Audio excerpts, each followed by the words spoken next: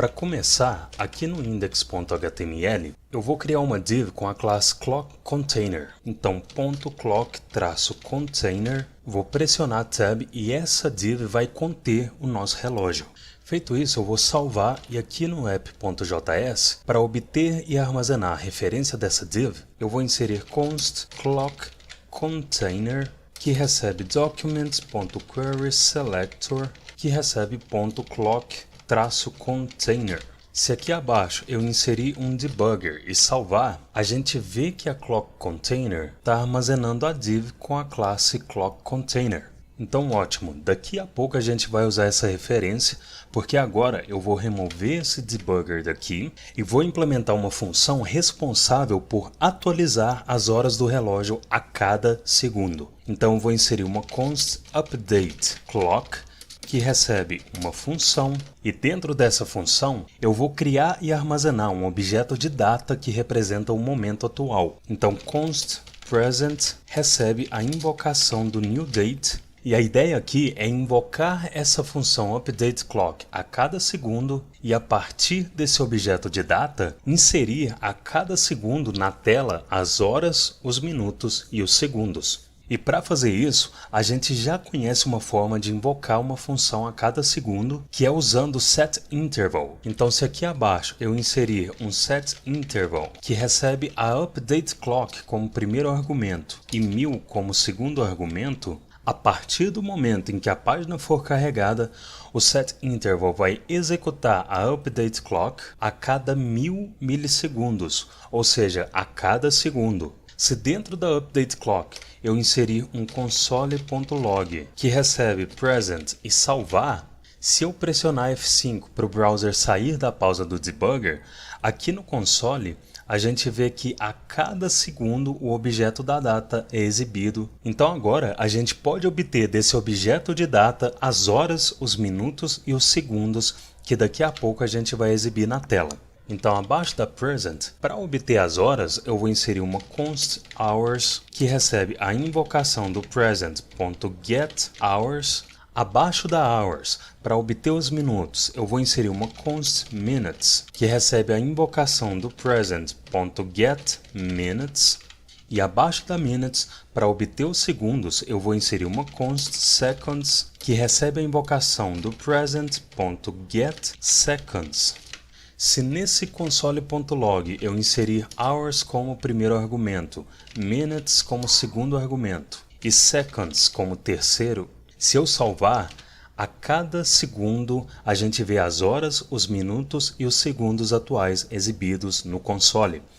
Agora o nosso próximo passo é inserir as horas, os minutos e os segundos na tela, ao invés de exibir eles no console. Aqui na aba Elements, a gente vê a div vazia que a gente criou e é nela que a gente vai inserir o HTML do relógio com as horas, os minutos e segundos atualizados. Então, aqui abaixo, para armazenar esse template HTML do relógio, eu vou inserir uma const clock.html, que recebe uma template string, e dentro dessa template string, para inserir essas informações, eu vou inserir a abertura e o fechamento de uma tag span, que recebe uma interpolação. Vou duplicar essa tag duas vezes e na interpolação do primeiro span eu vou inserir a hours, na interpolação do segundo span eu vou inserir a minutes e na interpolação do terceiro span a seconds. Se no console.log eu inserir a clock.html e salvar, a gente vê que a cada segundo o HTML com as horas, os minutos e segundos atuais são exibidos no console. E agora, ao invés de exibir esse HTML no console, a gente vai inserir ele na tela a cada segundo. E como que a gente vai fazer isso? A gente pode usar a propriedade innerHTML da referência dessa div vazia. Então, eu vou substituir esse console.log pela clockContainer.innerHTML, recebendo o clock.html. Então, a cada segundo, a updateClock está sendo invocada e inserindo o clock.html dentro da clockContainer.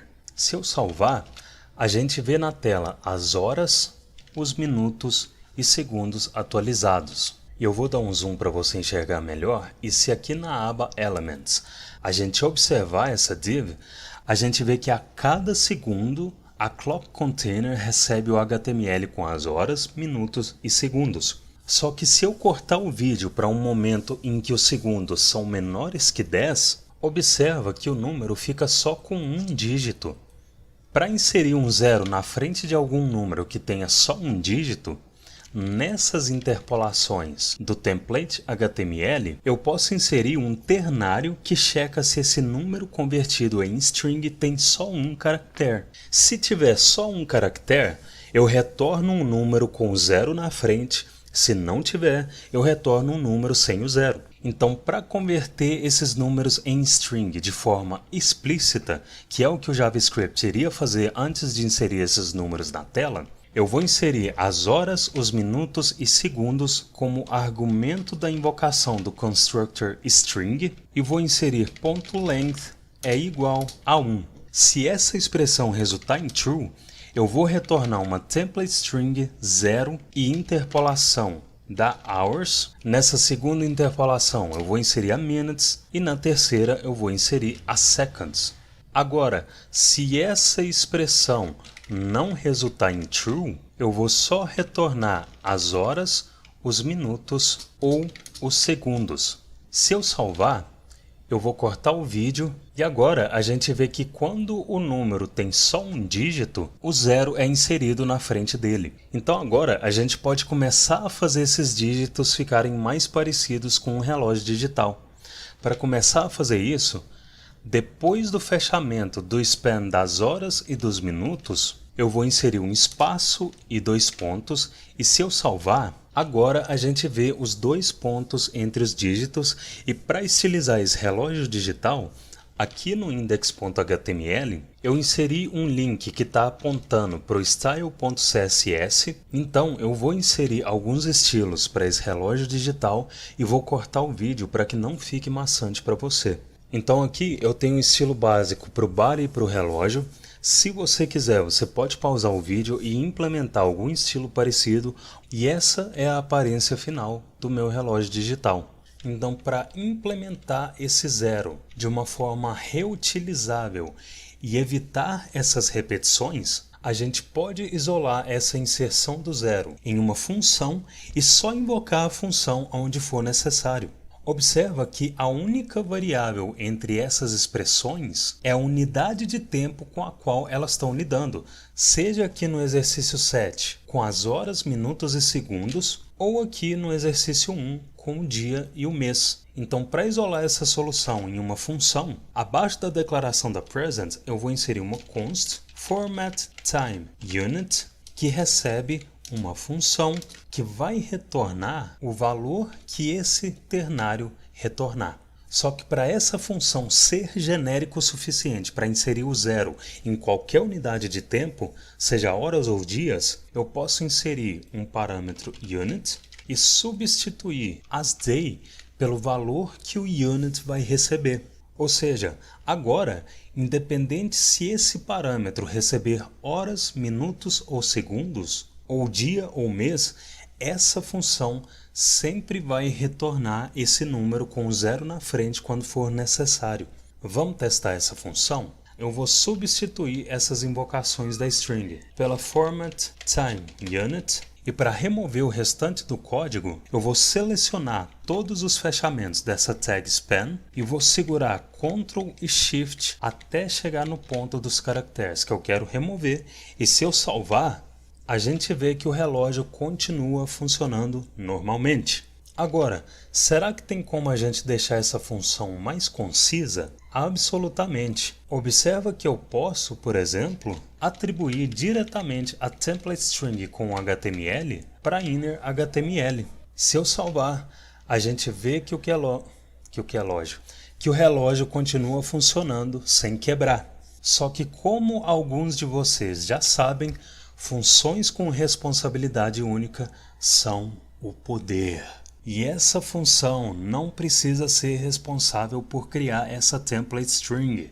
Eu posso isolar esse template HTML em uma função e fazer a innerHTML receber a invocação dessa função que retorna o HTML. Então, aqui acima, eu vou inserir uma const getClockHTML que recebe uma função que vai retornar essa template string com o HTML do relógio.